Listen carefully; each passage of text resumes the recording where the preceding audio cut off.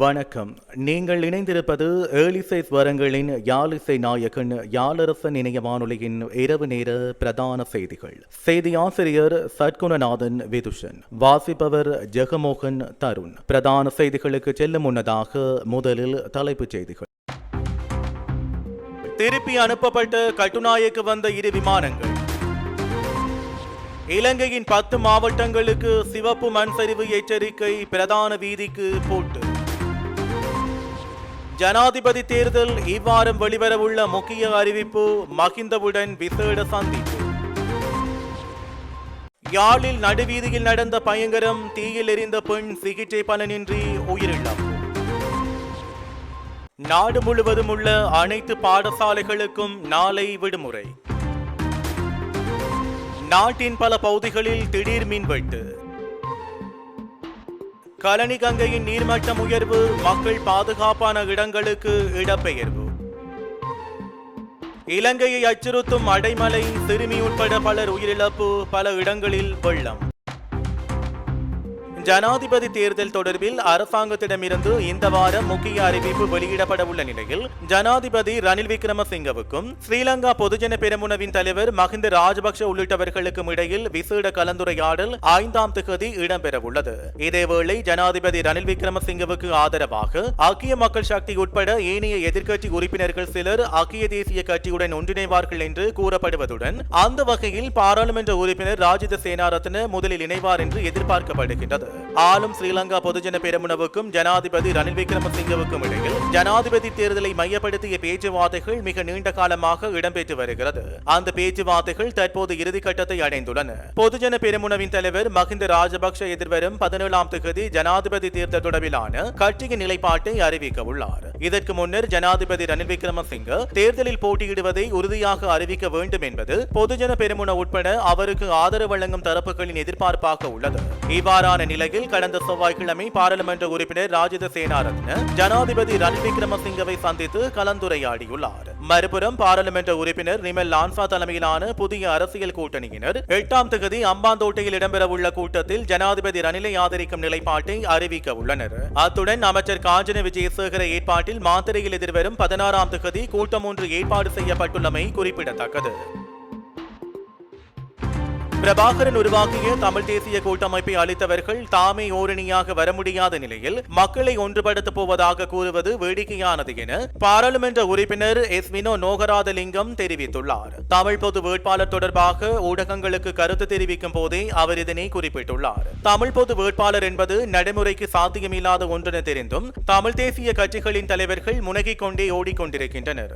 இவர்கள் அத்தனை பேரும் தான் பிரபாகரன் உருவாக்கிய தமிழ் தேசிய கூட்டமைப்பை அளித்தவர்கள். எதிர்வரும் ஜனாதிபதி தேர்தலில் தமிழ் பொது வேட்பாளர் என்பது கல்லில் நாரூரிக்கும் செயற்பாடு என்பது எனது தனிப்பட்ட கருத்தாகும். அனைத்து தமிழ் தேசிய கட்சிகளும் அவற்றின் தலைவர்களும் ஒன்றுபட போவதில்லை. பதவி போட்டிகளை தீர்க்க முடியாத கட்சிகள் மக்கள் பிரச்சனையை தீர்ப்பதாக கூறுவது ஏமாற்று வேலையாகும். ஆக மொத்தத்தில் சஜித், ரணில், அனுர பகிஷ்கரிப்பு, தமிழ் பொது வேட்பாளர் என்ற பஞ்சநிலை முடிவுகளைத்தான் மக்கள் பகிர்ந்து கொள்ளப் போகிறார்கள். மக்களின் இந்த முடிவுகளுக்கு தமிழ் கட்சிகளை தவிர வேறு யாரும் காரணமாக இருக்க முடியாது. பட்டுணர்ந்தும் தமிழ் கட்சிகள் ஒன்றுபட மறுப்பது துரதிர்ஷ்டவசமானது, தமிழ் மக்களின் சாபக்கேடானது.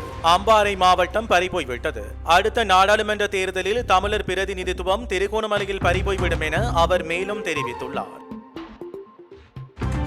அரசியல் அமைப்பிற்கு அமைவாக பௌத்த மதத்திற்கு முன்னுரிமை வழங்கப்பட வேண்டும் என வலியுறுத்திய ஜனாதிபதி ரணில் விக்ரமசிங்க அந்த கொள்கையை பாதுகாக்கும் பொறுப்பு நிறைவேற்று சட்டவாக்கு, நீதி உள்ளிட்ட 3 துறைகளுக்கும் இருப்பதை எவரும் மறுக்க முடியாது என தெரிவித்தார். எவரேனும் அதனை மாற்ற விரும்பினால் உடனடியாக சென்று அரசியலமைப்பை மாற்றுமாறு ஜனாதிபதி கூறினார். கோமாகம கிரிவத்திடுவில் நிர்மாணிக்கப்பட்ட குருதேவ சுவகரண பிக்குகளுக்கான நிலையத்தை நேற்று திறந்து வைத்து உரையாற்றும் போதே ஜனாதிபதி ரணில் விக்ரமசிங்க இவ்வாறு தெரிவித்தார். இந்த நாட்டில் நிறைவேற்று சட்டவாக்கு, நீதித்துறை உள்ளிட்ட 3 துறைகளுக்கும் பௌத்த கோட்பாடுகளுக்கு முன்னுரிமை வழங்க வேண்டியதன் அவசியத்தை வலியுறுத்திய ஜனாதிபதி அதற்கு ஆதரவளிக்காதது அரசியலமைப்பை மீறும் செயல் எனவும் பாராளுமன்ற உறுப்பினர்கள் அனைவருக்கும் அந்த பொறுப்பு உள்ளதெனவும் வலியுறுத்தினார். மேலும் இறக்கும் நிலையில் உள்ள நோயாளியை குணப்படுத்தும் பொறுப்பு தம்மிடம் ஒப்படைக்கப்பட்டுள்ளதாக குறிப்பிட்ட ஜனாதிபதி தற்போது நோயாளி படிப்படியாக குணமடைந்து வருவதாகவும் அந்த வேலை திட்டத்திற்கு இலங்கை மகா சங்கத்திடமிருந்து கிடைத்த வழிகாட்டுதல் மற்றும் ஆதரவுக்கும் நன்றி தெரிவித்தார்.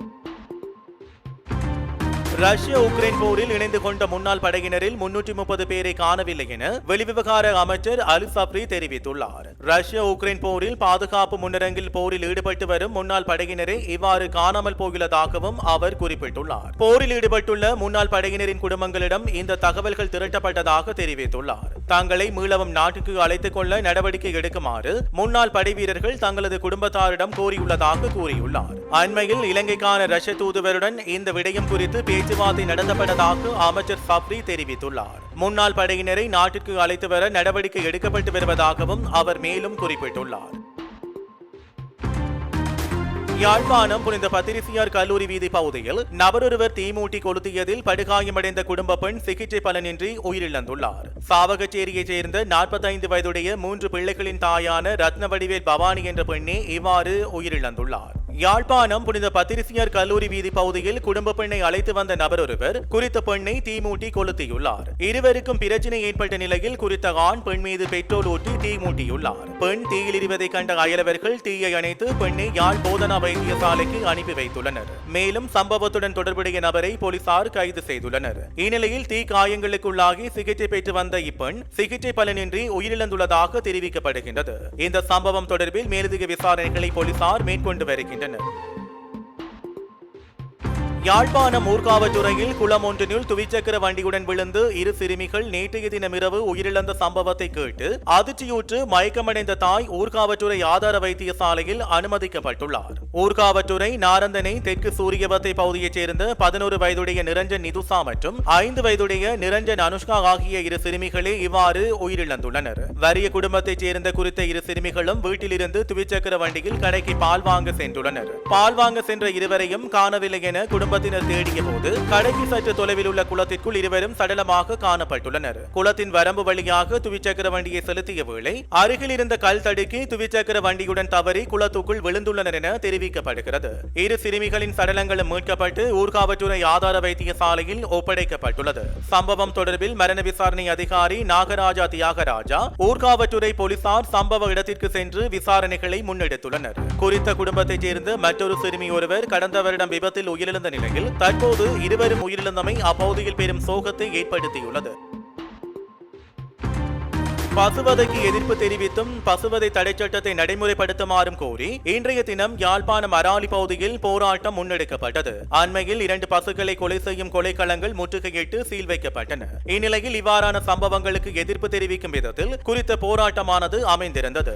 போராட்டத்தில் ஈடுபட்டவர்கள் இலங்கை சிவபூமி பசுகளும் எமது தெய்வங்களே, வெட்டாதே வெட்டாதே கன்றுடன் பசுவை வெட்டாதே, கன்று தாச்சி பசுக்களை வெட்டுபவர்களுக்கு மரண தண்டனை வழங்கப்பட வேண்டும், பசுவதை தடை சட்டத்தை அமல்படுத்து, காசாவுக்கு ஒரு நீதி, இந்துக்களுக்கு ஒரு நீதியா என்ற வாசகங்கள் எழுதப்பட்ட பதாதைகளை ஏந்தி கோஷமிட்டவாறு போராட்டத்தில் ஈடுபட்டனர். இந்த போராட்டத்தில் மரவன்புலவு சச்சிதானந்தம், ஊர்காவற்றுறை கடற்றொழிலாளர் கூட்டுறவு சங்கத்தின் செயலாளர் அன்னலிங்கம் அன்னராசா, மாணவர்கள், இளைஞர் யுவதிகள் மற்றும் பொதுமக்கள் என பலரும் கலந்து கொண்டனர்.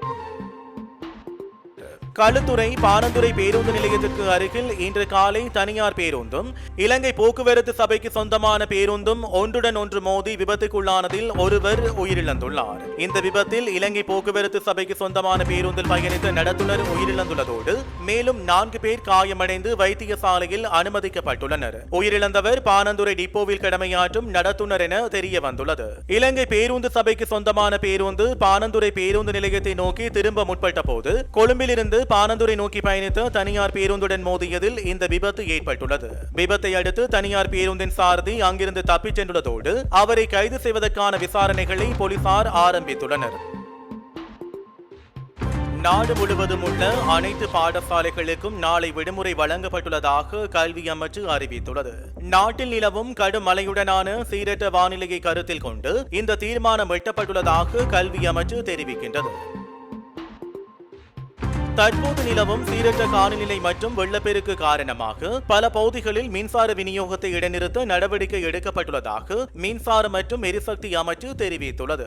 பாதிக்கப்பட்ட காலி, களுத்துறை, ரத்தினபுரி, கொழும்பு மற்றும் கேகாலை மாவட்டங்களில் மின்சாரத்தை துண்டிக்க நடவடிக்கை எடுக்கப்பட்டுள்ளதாக அமைச்சின் செயலாளர் சுலக்ஷா ஜெயவர்தன தெரிவித்தார். வெள்ள நிலைமை காரணமாக மக்களின் பாதுகாப்பை உறுதிப்படுத்தும் வகையில் அப்பகுதிகளில் மின்சாரம் துண்டிக்கப்பட்டுள்ளதாக அமைச்சின் செயலாளர் மேலும் தெரிவித்துள்ளார்.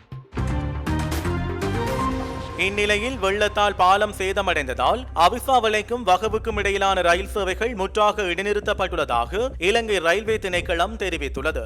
இதேவேளை நாட்டின் சில பகுதிகளுக்கு இன்று கடும் மழை தொடர்பான சிவப்பு அபாய எச்சரிக்கை விடுக்கப்பட்டுள்ளது. கழனி கங்கையின் நீர்மட்டம் தொடர்ந்து உயர்வடைந்து வருவதால் அப்பகுதிகளில் வெள்ளப்பெருக்கு நிலைமை ஏற்பட்டுள்ளதாக அனர்த்த முகாமைத்துவ மத்திய நிலையம் அறிவித்துள்ளது. இந்நிலையில் கழனி கங்கையின் நீர்மட்டம் உயர்வதால் கொலனாவை பகுதியில் வசிக்கும் மக்கள் பாதுகாப்பான இடங்களுக்கு இடமாற்றப்பட்டுள்ளதாக கொலனாவ பிரதேச செயலாளர் தெரிவித்துள்ளார். நாட்டில் நிலவும் சீரற்ற வானிலை காரணமாக 3727 குடும்பங்களைச் சேர்ந்த 11,864 பேர் பாதிக்கப்பட்டுள்ளதாக அனர்த்த முகாமைத்துவ மத்திய நிலையம் தெரிவித்துள்ளது. மேலும் அனர்த்தங்கள் காரணமாக இதுவரை 15 பேர் உயிரிழந்துள்ளதோடு 23 பேர் காயமடைந்துள்ளதாக அனர்த்த முகாமைத்துவ மத்திய நிலையம் இன்று வெளியிட்டுள்ள அறிக்கையில் தெரிவிக்கப்பட்டுள்ளது. அத்துடன் 3304 வீடுகள் பகுதியளவில் சேதமடைந்துள்ளதுடன் 17 வீடுகள் முழுமையாக சேதமடைந்துள்ளதாகவும் அனர்த்த முகாமைத்துவ மத்திய நிலையம் குறிப்பிட்டுள்ளது. இலங்கையில் தொடரும் சீரற்ற காலநிலை காரணமாக வெள்ளப்பெருக்கு மற்றும் மண்சரிவில் சிக்குண்ட சிறுமி உட்பட பலர் உயிரிழந்துள்ளனர். அதன்படி அவிசாவளை புவக்பிட்டிய பகுதியில் ஏற்பட்ட வெள்ளத்தில் சிக்குண்டு 3 உயிரிழந்துள்ளனர். 78, 36 மற்றும் 7 வயதான 3 இவ்வாறு பரிதாபமாக உயிரிழந்துள்ளனர். உயிரிழந்தவர்களில் பெண்ணொருவரும் சிறுமியொருவரும் அடங்குவதாக போலீசார் குறிப்பிடுகின்றனர். அத்துடன் அவிசாவளை புவக்பிட்டிய பகுதியில் மண்மேடு சரிந்து வீழ்ந்ததில் நபரொருவர் உயிரிழந்துள்ளமையும் குறிப்பிடத்தக்கது.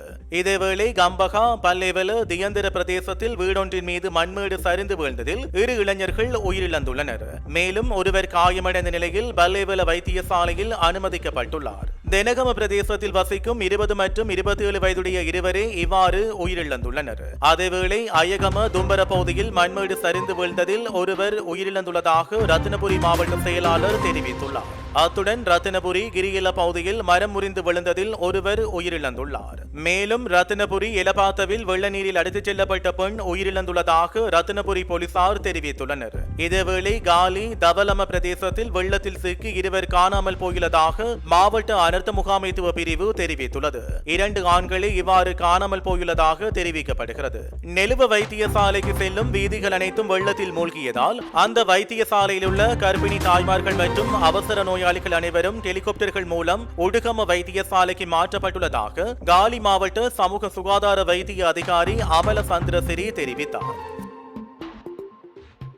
சீரற்ற காலநிலை காரணமாக கட்டுநாயக்க பண்டாரநாயக்க சர்வதேச விமான நிலையத்திற்கு வந்த 2 விமானங்கள் மத்தள ராஜபக்ஷ சர்வதேச விமான நிலையத்திற்கு திருப்பி அனுப்பப்பட்டுள்ளதாக தகவல்கள் வெளியாகியுள்ளது.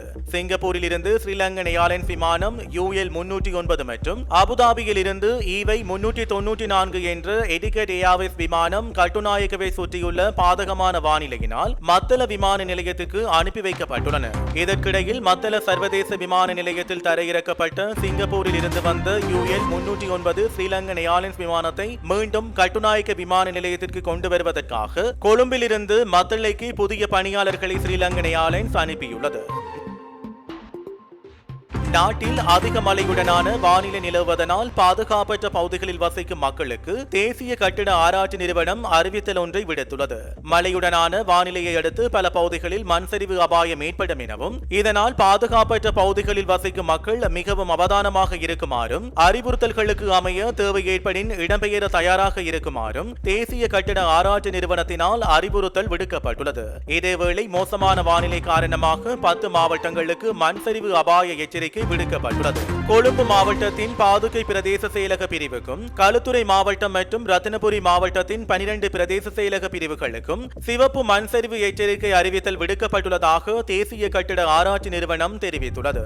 அத்துடன் கண்டி, நுவரெலியா, ரத்தினபுரி, காலி, கேகாலை, அம்பாந்தோட்டை, மாத்தறை மற்றும் குருநாகல் மாவட்டங்களில் உள்ள 41 பிரதேச செயலக பிரிவுகளுக்கு மண்சரிவு எச்சரிக்கை விடுக்கப்பட்டுள்ளது. இன்று அதிகாலை 4 மணி முதல் நாளை அதிகாலை 4 மணி வரை இந்த மண்சரிவு எச்சரிக்கை அமுலில் இருக்கும் என தேசிய கட்டிட ஆராய்ச்சி நிறுவனத்தின் சிரேஷ்ட பொறியியலாளர் வசந்த சேனாதீர தெரிவித்துள்ளார்.